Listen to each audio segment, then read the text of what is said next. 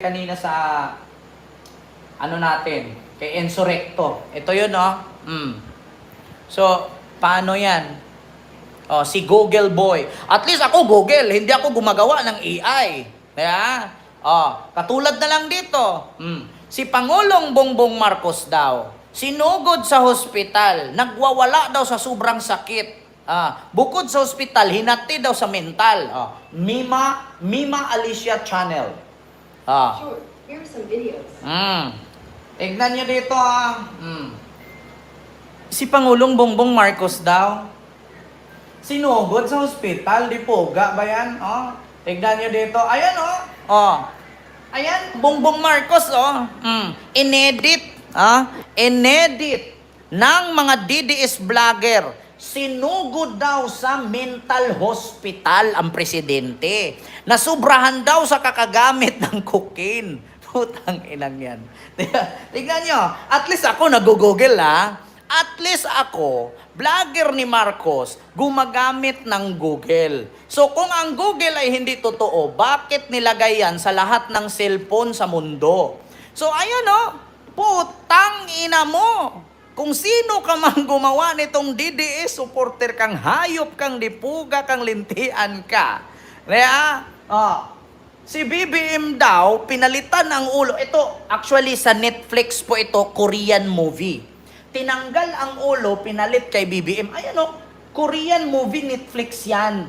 Yan po yung, actually parang Snake on the Plane na Korean version. Sumisigaw siya. Ay, hindi. Alam niyo yung langgam na pumasok sa tainga? Korean version movie, Ant on the Plane.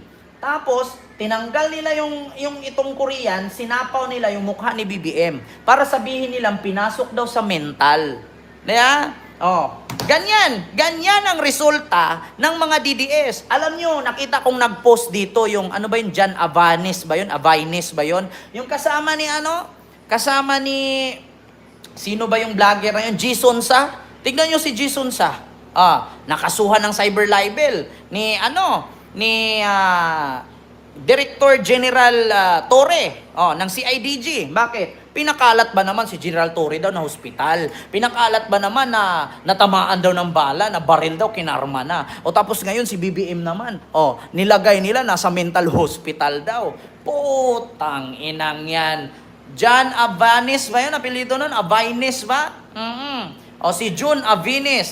Siya, nakita ko ito nag-post. Di ba? Alam niyo, sa totoo lang, yan ang resulta ng mga low average IQ ng mga DDS vloggers. Kaya, gumagawa sila ng fake video ni BBM. Yan ang katotohanan. Kaya tignan nyo, ni isa ba na DDS vlogger sumipot sa TRICOM? Wala. Pumunta sila sa Supreme Court. Doon sila nagwalwal. Kaya, nandoon na naman si Badoy. Isa din si Badoy. Nakabayad ng 1 million cyber libel. Cyber libel ba yon? Kay Otom Araulio. Ayan, papaniwalaan nyo pa ba yan?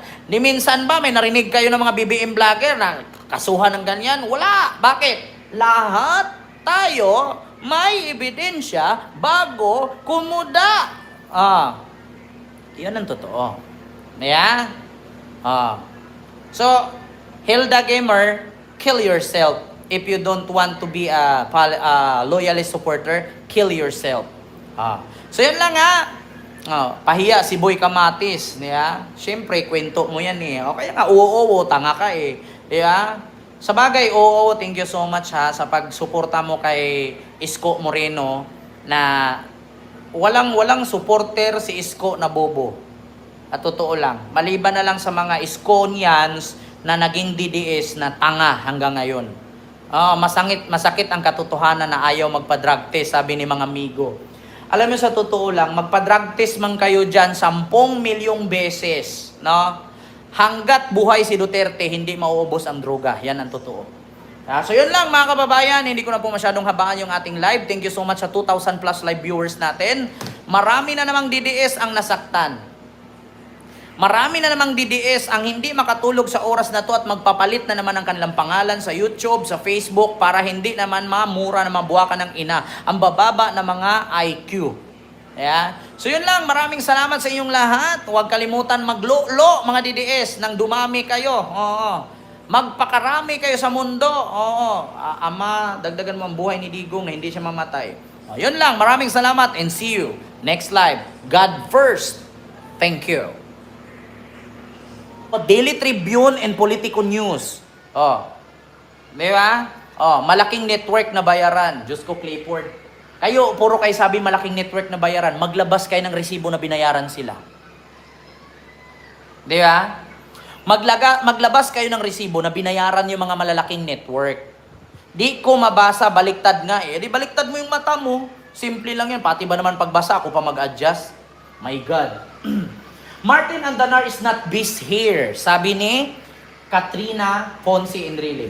He is in Beijing founding all this information like Maharlika. Oh, Maharlika. Isa na sa vlogger, oh. Eto na. Founding all this information like Maharlika TV, Sasot, they are acting out of love for the country. They are doing for the money from China. Ponce Enrile said his now viral TikTok video. They're doing this because they're getting paid. Want to continue listening to the rants? Go ahead, but I'm just telling you, they're being paid from China, she's added. Mula kay Katrina Ponce Enrile, the daughter of Presidential Kemerut Keme.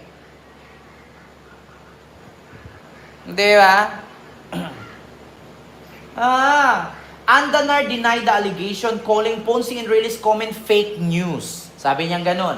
He added that he is a staunch defender of the Philippines. A effort for the press pretense of being a staunch defender.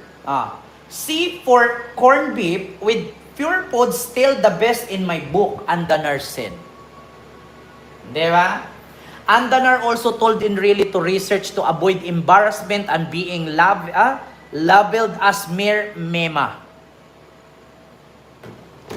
Di kasuhan nila si Katrina Ponce Enrile. Kasi si Katrina Ponce Enrile naglabas niyan. Gusto niyo makita sa TikTok? At TikTok tayo na mismong si Katrina Enrile ang nagsabi. Katrina Enrile to Martin Andanar. Para makita nyo mismo na video talaga.